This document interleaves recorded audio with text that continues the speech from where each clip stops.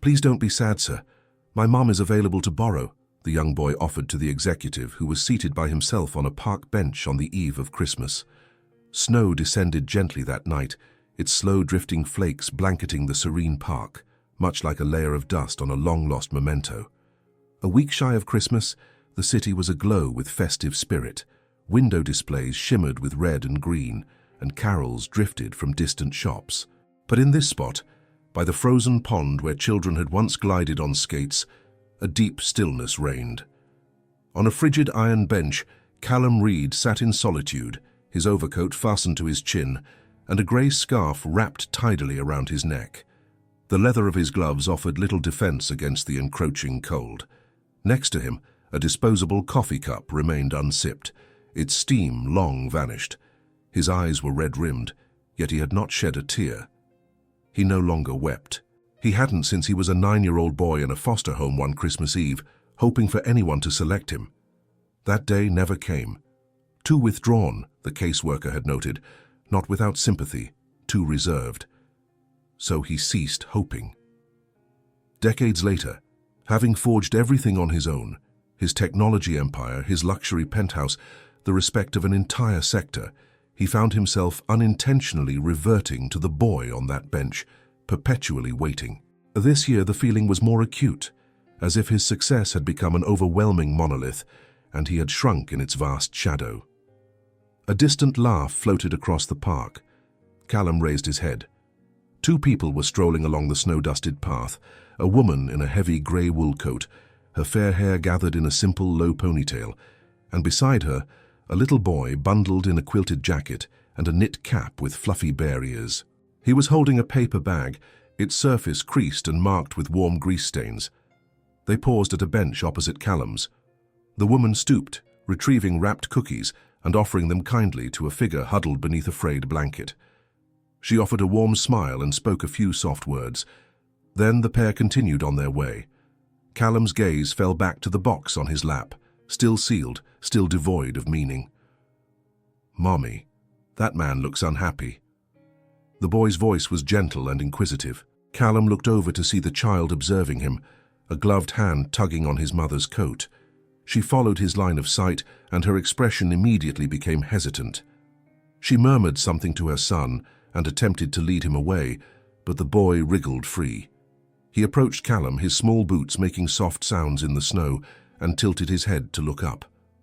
"Please don't be sad, sir," he repeated. "My mom is available to borrow."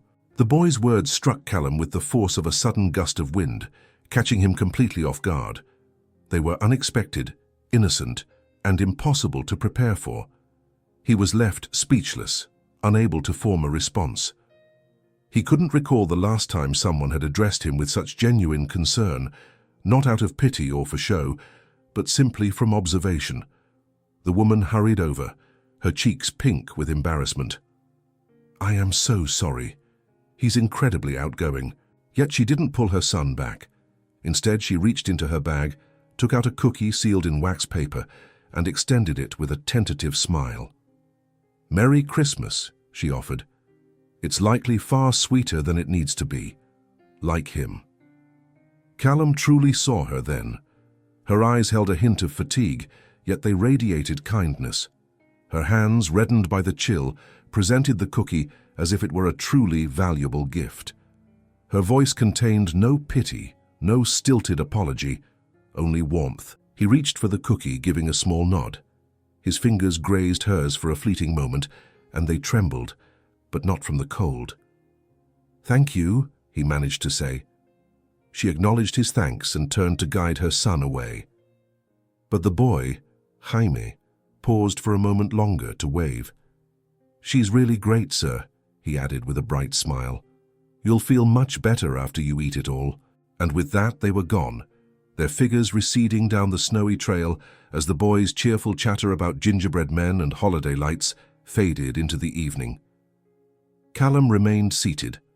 The cookie in his hand felt more substantial than the expensive gift box and infinitely more real. Just as Elise was about to lead Jaime home, a voice, soft and hesitant, called out from behind them. "Is there somewhere close by? A place where I could perhaps buy you both a hot chocolate?"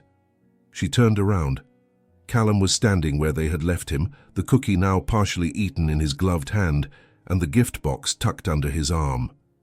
His expression was hard to decipher, uncertain, almost timid. Elise paused.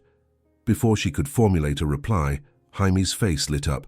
"Yes, there's a really cozy cafe just around the block." And so it was decided. The cafe was nestled between a bookstore and a flower shop, its windows radiating a warm golden light, softly steamed from the warmth inside. A lopsided wreath adorned the door, and through the glass one could see shelves of pastries and jars of cinnamon sticks on the counter. As they entered, an inviting aroma of cloves, hot chocolate, and pine enveloped them like a comforting embrace. Jaime rushed to a corner table by the small hearth, while Elise and Callum trailed behind. They settled in, Callum opposite Elise with Jaime at her side, as the fire crackled softly beside them. Outside, the snow continued its silent descent. Jaime leaned in, his voice filled with excitement. "We have a Christmas tree at our house. It's only 3 feet tall, but it has actual candy canes on it. And I made the star myself from cardboard and glitter." "That sounds wonderful," Callum replied, his voice soft. Elise smiled and retrieved a silver thermos from her bag. "I usually pack this for Jaime for after we finish our cookie deliveries." She poured the steaming hot chocolate into 2 paper cups, one for Jaime and the other she offered to Callum. He took it, his fingers brushing against hers once more. "It has been quite a while since someone has poured a warm drink for me." Elise didn't probe for a reason. She simply remarked, "Jaime has a hard time ignoring anyone who seems sad. He gets that from me." Callum nodded, his gaze dropping to the cup. The steam spiraled upwards like a breath in the cold air. Across from him, Elise brushed a strand of blonde hair from her face before turning her full attention to Jaime, dabbing a smudge of chocolate from his chin with a napkin. She laughed at something he whispered, leaning closer to hear him. Callum found himself observing them, not with detached curiosity, but with a feeling closer to yearning. There was nothing artificial about her, no forced holiday cheer, just a genuine gentleness and a quiet strength. She seemed to be the kind of person who gave freely of what she had, making it feel like more than enough. The small table lamp cast a soft glow on her face, illuminating the edges of her fair hair. For a fleeting moment she seemed like a character from a gentle tale whose words he had long since forgotten. Jaime turned his attention to him. "Do you have a tree?" Callum paused.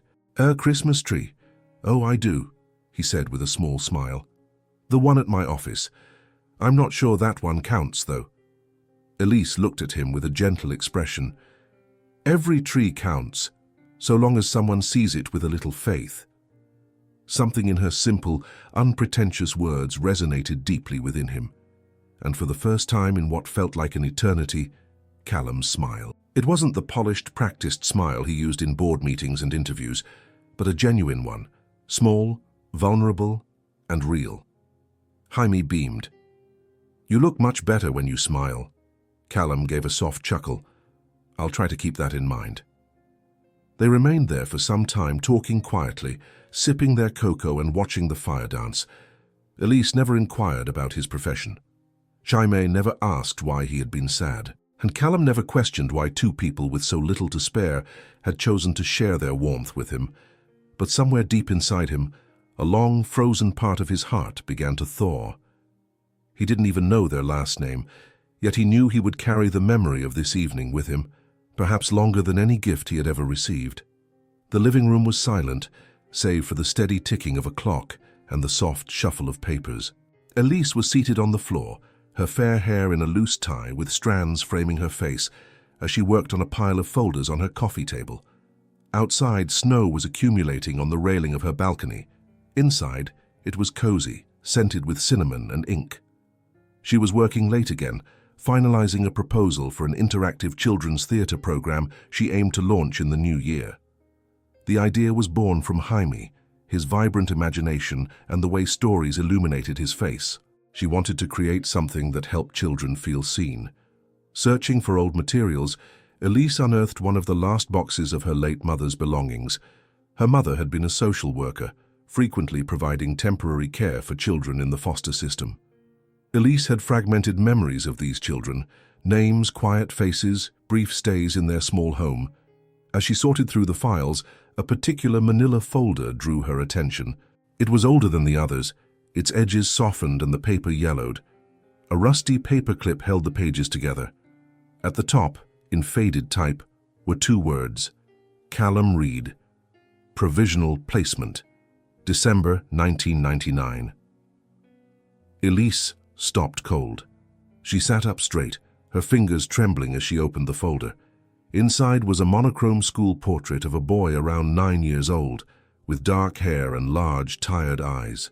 His expression was guarded, but beneath it lay a profound sadness, a silent wall of defense. And then, the memory surfaced. She had been 9 that winter. Her mother had brought a boy home for a week's stay. He was quiet, withdrawn, and often stared out the window, clutching a long red scarf. Elise remembered feeling both curious and concerned. One evening, she had drawn a reindeer on the back of a grocery list. It had wobbly legs, crooked antlers, and a huge red nose.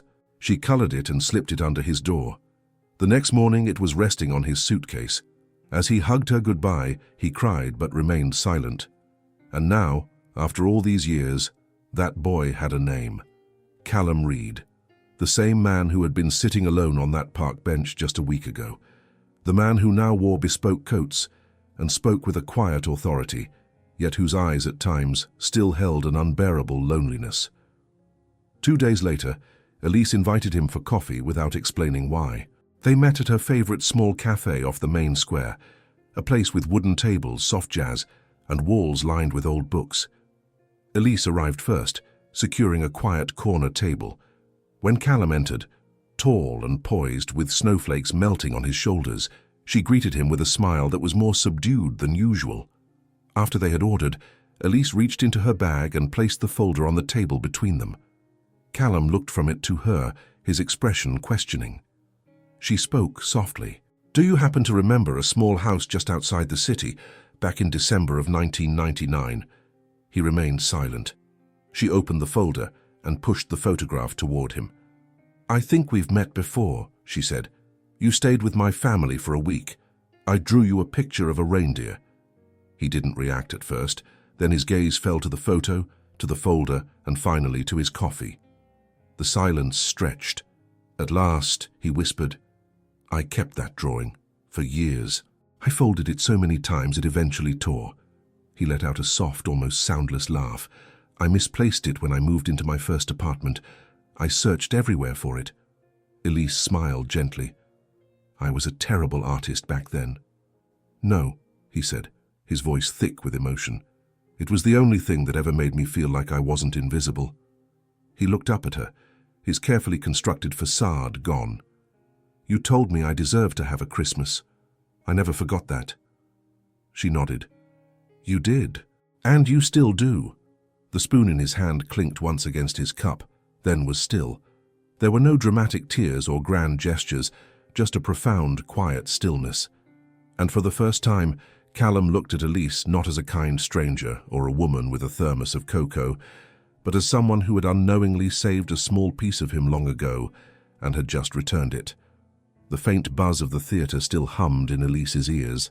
The pilot run of her children's play had just concluded, and for the first time in weeks, she let herself breathe. Parents were applauding, children were laughing, and volunteers were beaming.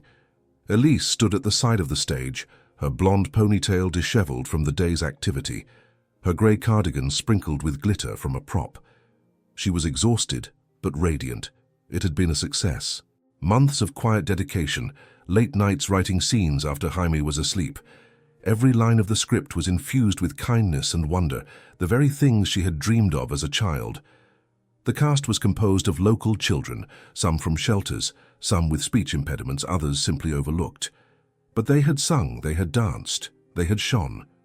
Elise was still smiling on her way home and into the next morning, until she saw the post before she had even finished her tea. An anonymous blog article was making the rounds online.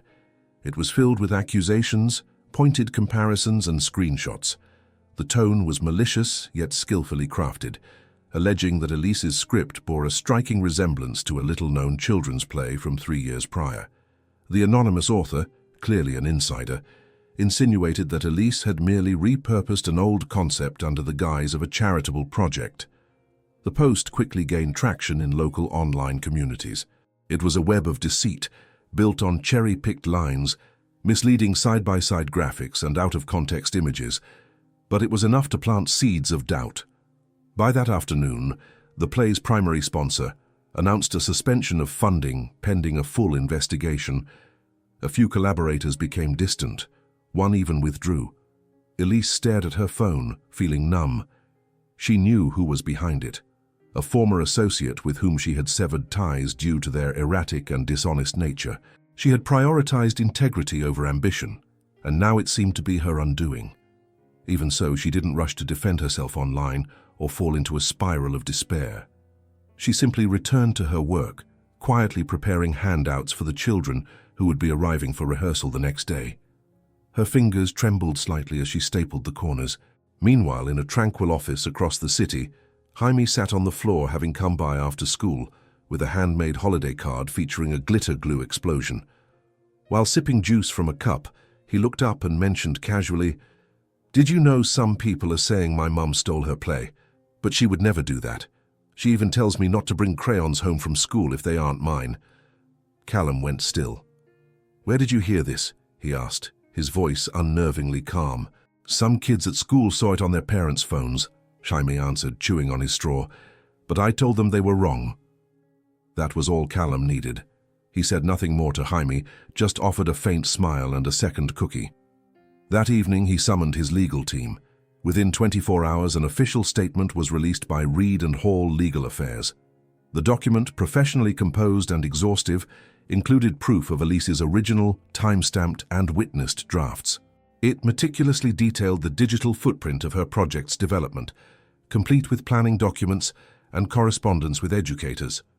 The anonymous author was exposed. A cease and desist letter was served and a lawsuit was initiated.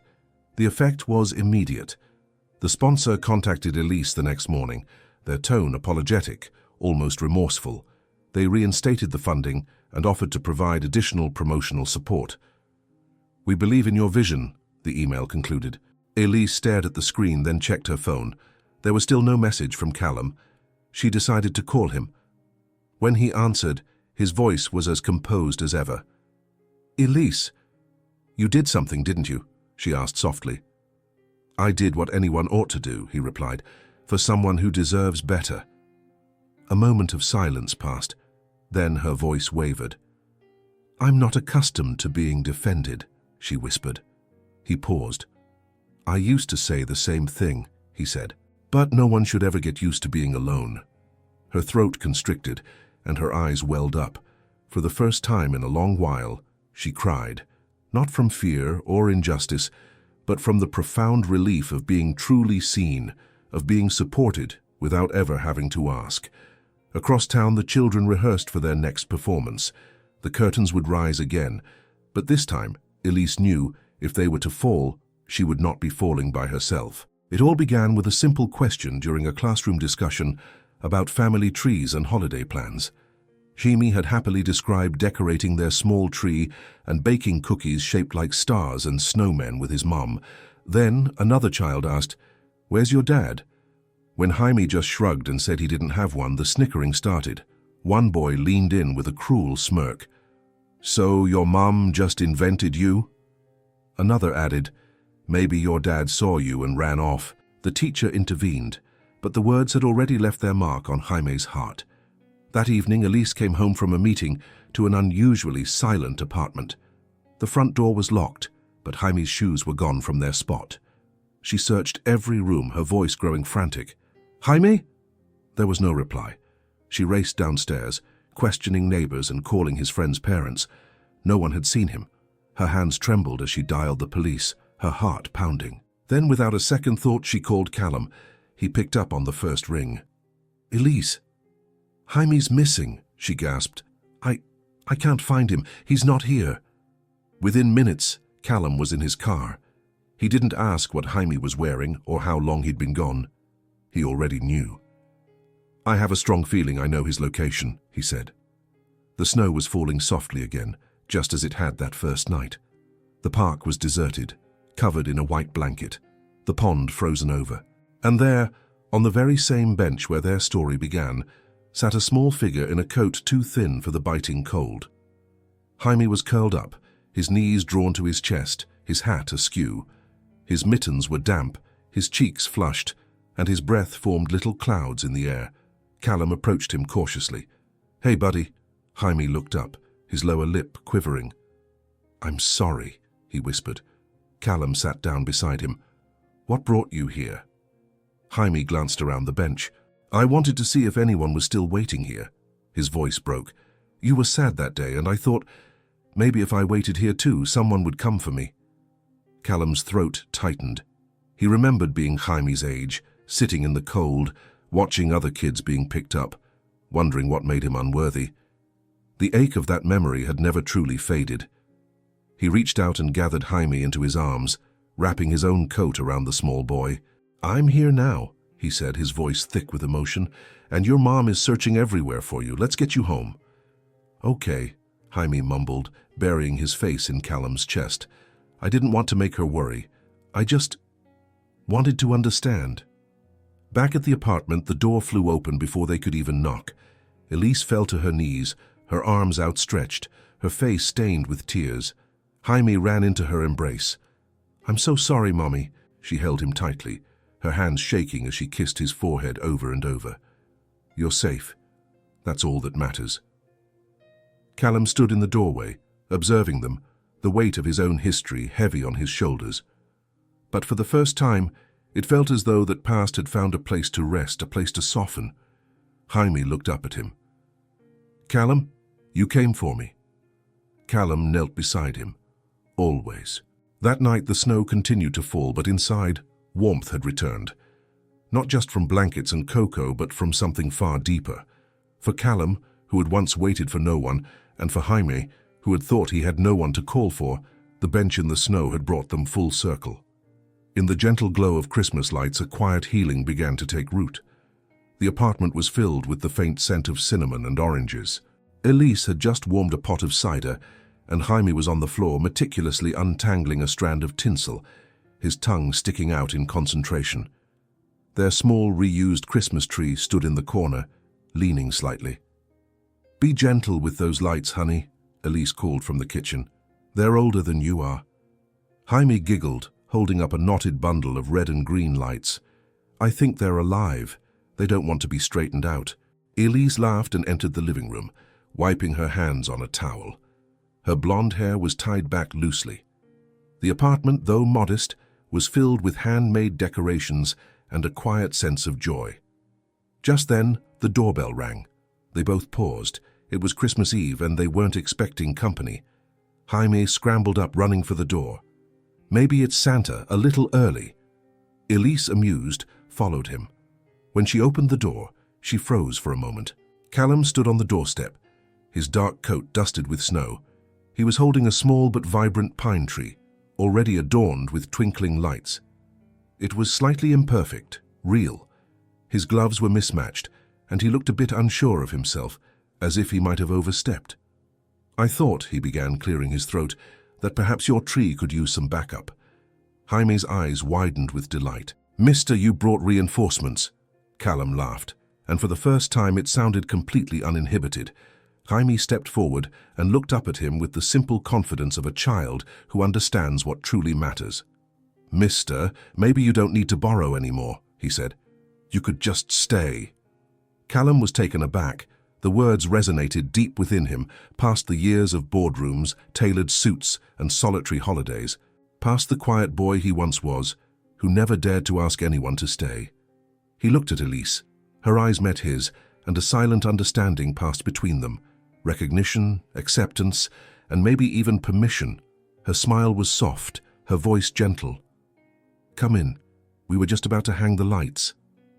She stepped back, brushing a stray strand of hair from her face, clearing a path not just into her home, but into something more. Callum entered, placing the new tree beside their old one. "It's not much," he said, glancing at their worn ornaments, "but I hoped it might make it feel more like Christmas." Jaime looked between the two trees and declared, "Now it's a forest." They spent the next hour decorating both trees, with Jaime providing a story for each ornament. Elise made them hot cocoa, and Callum accepted a mug with a quiet smile. He sat near Elise, their shoulders almost touching. Later that evening, as Jaime snuggled under a blanket, he yawned and whispered, "This is the best Christmas ever." The two adults didn't speak. They didn't need to. Outside, the snow fell, soft and endless. Inside, a warmth emanated not just from the heater or the cocoa, but from a quiet, steady presence. There were no grand declarations, just a man who had once sat alone on a bench with cold coffee, now sitting beside a boy who had offered him a place to belong, and a woman who never asked him why he stayed, but simply made room for him. And in that quiet, ordinary room, borrowing had seamlessly transformed into staying. The auditorium lights faded to a soft gold, casting a hush over the audience.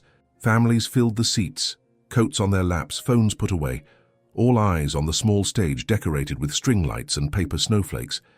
Outside, the snow continued its gentle descent, but inside there was a palpable warmth, an energy of anticipation. Callum sat near the front, surrounded by strangers, yet feeling an unfamiliar sense of comfort. In his hands was the program for the evening's Christmas showcase.